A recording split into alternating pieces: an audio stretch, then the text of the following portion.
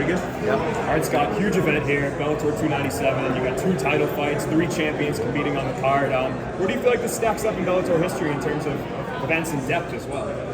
I mean, it's right up there, and that's the beauty of kind of how this roster has been being built. It's like we're able to put on stack cards 3, 4, and 5 deep and deliver not just one main event, but full fight card, full of great fights. And I think tomorrow night's going to be, I think to me, top 5 in the history of this company. I know everybody's excited for the main event, but I feel like all eyes are on Pitbull in the co-main event. Would you consider him the Bellator GOAT as of now? Absolutely. I mean, think about this. He was there before I even came there, right? And the roster was a little bit thin back then. You know, we had a lot of work to do. Over the years we built it, but this guy just kept winning and winning and winning. He fought with AJ, and then, in the fight he lost, came back and beat him in the rematch. So he's made good on all of his losses in the past. But when you think about the Mount Rushmore of MMA, not just Bellator. Come on, let's be real. This is, trainers know, people that spar this kid know.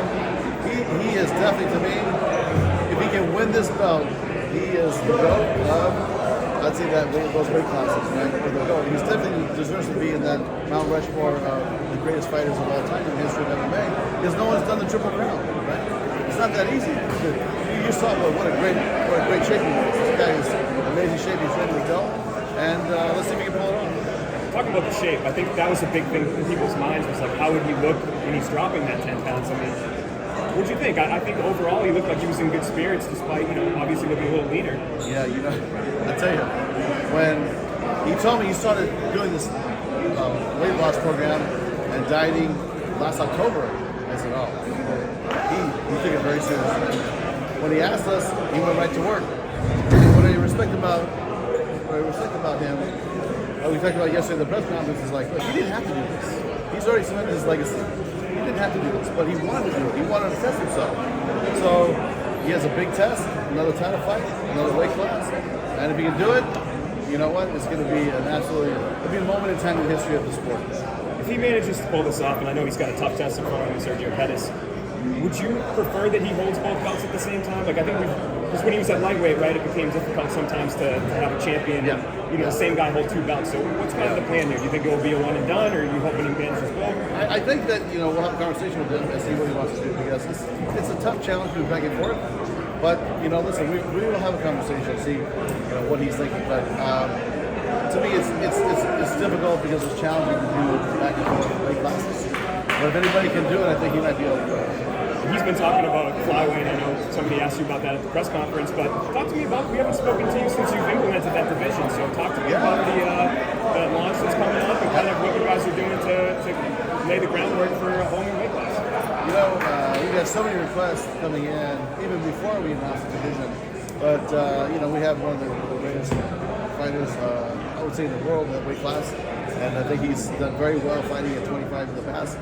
So him and Takahashi will be a great fight in Japan, and whoever wins, then we'll shuffle the deck. But we're going to start signing more fighters at 25 and start growing that division. I think it's going to be a fun division to watch, and we're committed to building it. Another big move that you guys made since we last spoke was bringing back Cris Cyborg. Are you happy to finally get that one done after some months? Everybody's asking, what's her next move? What's she going to do?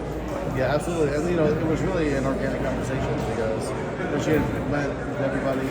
And I was really just waiting to say, okay, when she gets her offering, then she'll bring it in, and we'll take a look, and we'll match it, or we won't match it, right? But she called me and she said, look, I want to stay with Bellator.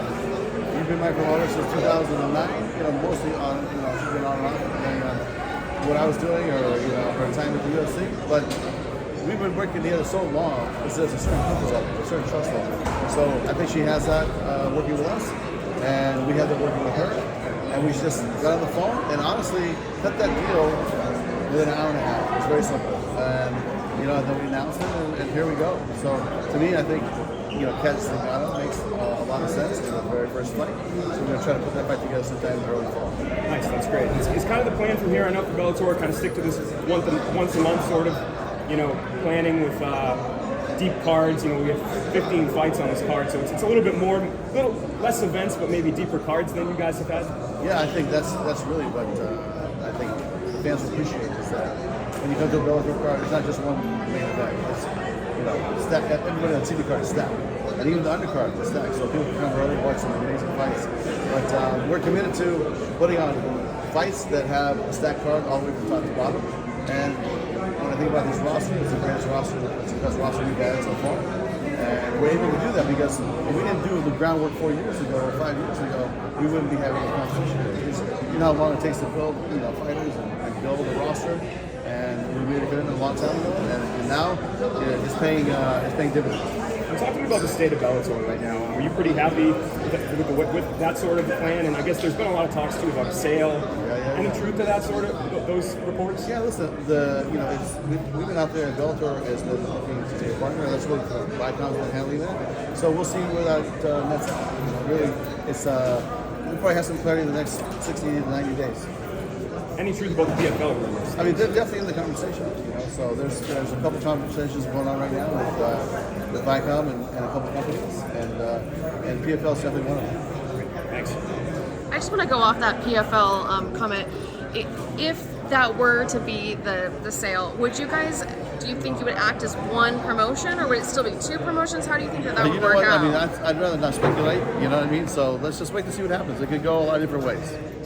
And you also spoke about Patricio being the GOAT, not just for Bellator, but in MMA. What sort of qualities do you see in him that maybe some of the other fighters that have been in the conversation don't have, outside of just the amount of belts? I'll tell you, this is something that he said to me yesterday at the press conference. He said, they asked Sergio, he said, what do you miss? You know, what do you have regrets on? He goes, I feel like I missed out on $1 million tournament, right? Which he did, which was, you know, injuries and those things happen in the sport.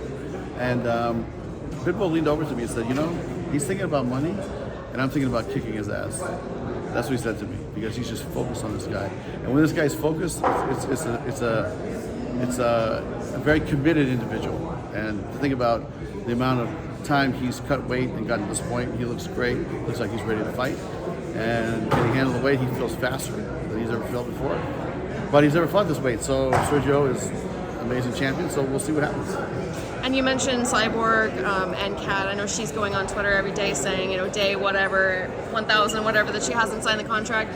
Is it Kat that's holding up the deal, or is it timing? Is it what's the hold up getting that made? You know what? I'd rather not just get into the details of that, but we will be talking to her real soon and trying to get that fight together. I would say sometime as early as early October, maybe mid-October. So we have big plans for that fight coming up real soon. And I know you teased, one last one, I know you teased that you couldn't really tell us much about Bellator 300, but I'm wondering, can you give us a little bit, how many title fights do you expect on there, maybe the city, any little bit you can give us to make us excited for it? You know, I would say this, everything that you think about with Bellator 300, just put it in threes.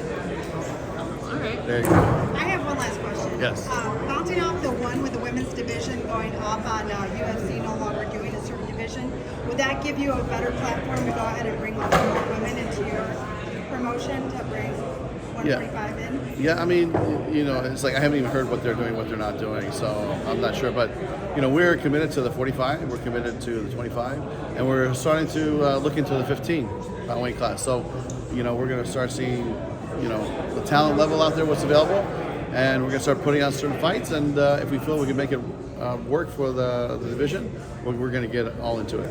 Are you guys calling the heavyweight fight, the James Sarachan fight, a number one contender fight? Will the winner of that get a title shot after Bader fights Lynn? You know what? It's definitely a possibility. You know, what I like to do is when these fights get scheduled, I always say this, and I don't mean to be redundant, but it's like I like to go back, see my team, take a look at the performances, and then decide what we're going to do from there. Thanks, guys. Thank you.